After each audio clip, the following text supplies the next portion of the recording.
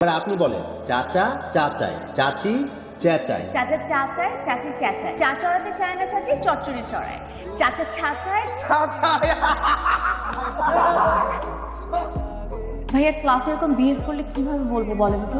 সেটাই তো বললাম, আপনারা জানেন ওর ব্যাকগ্রাউন্ড ইংলিশ মিডিয়াম, ও নিজ উদ্যোগে এখানে শিখতে এসেছে। আপনাদের উচিত ওকে উৎসাহিত করা, এভাবে হাসাহাসি করা একদম ঠিক না। এই মান্নান, আমাদেরও 3টা চা দাও। এক্সকিউজ মি, জি বলেন। ক্লাসের জন্য হাসছেন? আমি একা আসছি। আপনি শুরু করেছেন। আরে বাপরে বাপ, আমি কি হাসি আটকে রাখবো নাকি? হ্যাঁ, আপনি তো আমার বাপ না, মানে আপনি হাসি স্বাধীনতায় হস্তক্ষেপ করছেন। কখন হাসতে হয় সেই সেন্স না থাকলে আর কি বলার? এই যে আমি আপনাদের সাথে কথা বলছি না, এসব কি বলো? আহা, এইসব মানুষের সাথে সেন্সিবল কথা বলে কি হবে বল? যাদের কোনো সেন্সই নাই, এরা শুধু পারে ঝগড়া করতে। সাজ্জাদ, আমরা কি এখানে ঝগড়া করতে আসছি? আমরা চা খেতে আসছি, তাই না? এই মান্নান, চা দাও, চা। এই সবাই চা খা। মানে আমি তোদেরকে ভুল বলছিলাম, বুঝছিস? এরা শুধু ননসেন্স না, সাথে এদের কোনো ম্যানার্সও নাই। আচ্ছা দোস্ত, রাতুলের না হয় সামনে ভাইবা, উচ্চারণটা ঠিকঠাক করা লাগে, তাই কোর্সটা করতেছে। কিন্তু তুই কেন?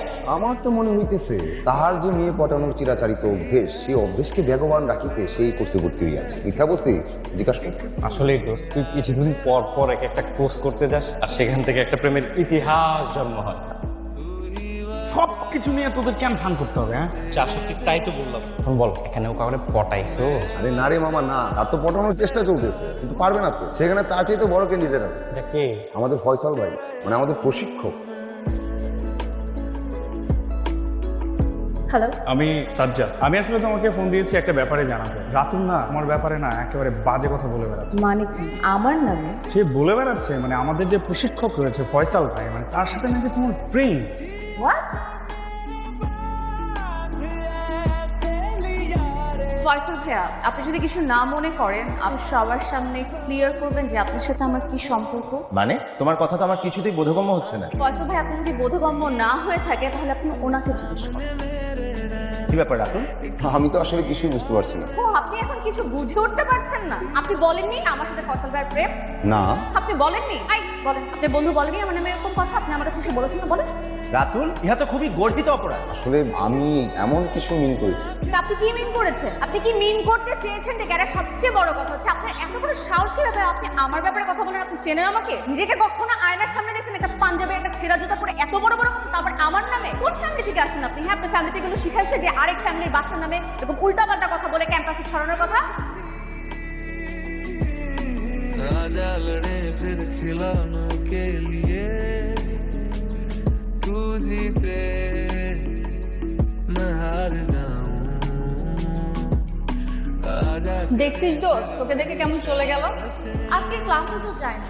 আমার মনে হয় তোর এভাবে বাড়াবাড়ি করা উচিত হয়নি দোস্ত। আমি বাড়াবাড়ি করছি তোর নামে? যদি কেউ এরকম উল্টা পাল্টা কথা ছড়াতো তুই কি করতি? আরে ওই সাজ্জাদ ভাইয়ের কথা তুই বিশ্বাস করলি? সে তো তোর সাথে কথা বলার জন্যই রাতুল ভাইয়ের নামে এত বাড়িয়ে বাড়িয়ে কথা বলতো।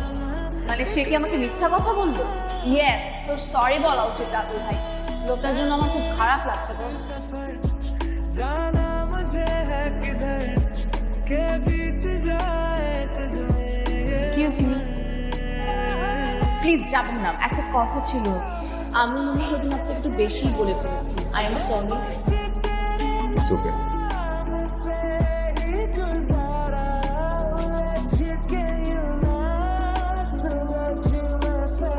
ধরেন, আপনি ভিজে যাচ্ছেন তো? সমস্যা নাই, আমি হলে গিয়ে ফ্রেশ হয়ে নিব। আপনি এখানে কি করছেন? টিউশন নিতে যাচ্ছিলাম, দেখলাম আকাশের অবস্থা খারাপ, তাই ছাতা নিয়ে বের হলাম। আপনি কি বাসায় যাচ্ছেন? না, চেষ্টাতে যাচ্ছি। আপনিও চলুন, তাহলে আপনার ছাতাটা ফেরত দিতে পারবো। এখনই ফেরত দিতে হবে?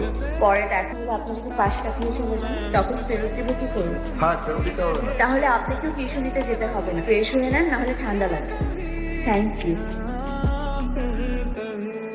जुबानियां तेरी झूठी भी सच लागे तू मेरा कोई ना होके भी कुछ लागे ओ जाते नहीं कहीं रिश्ते पुराने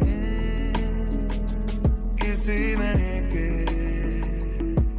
হ্যালো, আপনি কি কালকে ক্যাম্পাসে থাকবেন? আপনি আসবেন? জি, কোথায় আসবেন? অপরাজয় বাংলায়? আপনি যেটা বলবেন। क्यों परेशान है এই অবস্থায় ক্যাম্পাসে আসা ঠিক হয়নি। আমি না আসলে কি আপনি আমাকে দেখতে যেতেন? আচ্ছা ওই ত্রিনা ওরা কোথায়? কণ্ঠশীল নামে আপনি গেলেন না?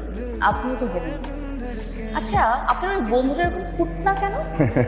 ও আসলে উঠা না, এমনিতেও খুব ভালো, কিন্তু ওই মেয়েদের বিষয়টা আসলে একটু দুষ্টি হয়ে যায়। আপনি কিন্তু খুব কিউট আছেন। আপনিও রিয়েলি? এখন আমাকে আপনি করে বলবেন? আসলে দুই দিক থেকে একই রকম সম্বোধন হলে কথা বলতে আরাম লাগে। আমার খিদা লেগেছে, কি খাবে? তুমি কি খাবে? ফুট করে যাই চল।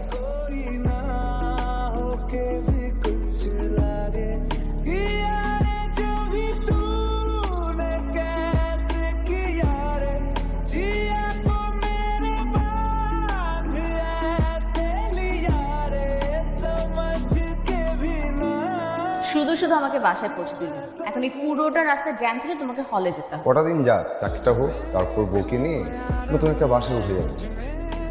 বউটা কে হবে শুনি? তুমি বলো।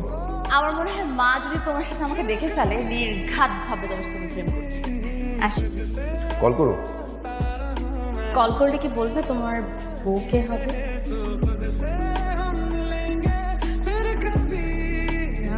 মা তোর সাথে একটু কথা আছে। কাল তোমার এঙ্গেজমেন্ট। মানে কি?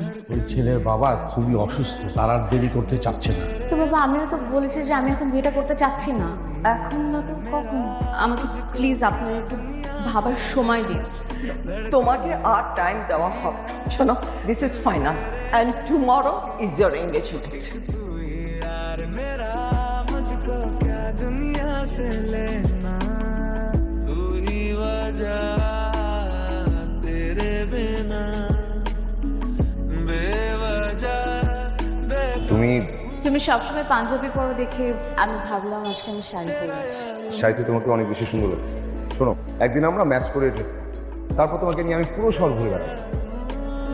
হবে না, মানে কি? আজকে আমার এঙ্গেজমেন্ট। এটাই তোমার জরুরি কথা? আমি রাজি না হলে মা বাসায় খুব অশান্তি করতেন, বাবাকে কষ্ট দিতেন। আমার বাবাই আসলে আমার সব, আর আমি কখনোই এটা নিতে পারবো না যে আমার বাবা আমার জন্য কষ্ট পাচ্ছেন। তাই আমাকে সিদ্ধান্তটা নিতে হবে।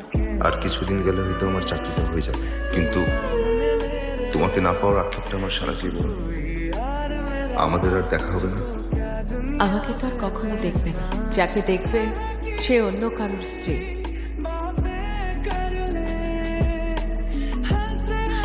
আমি আসি তাহলে।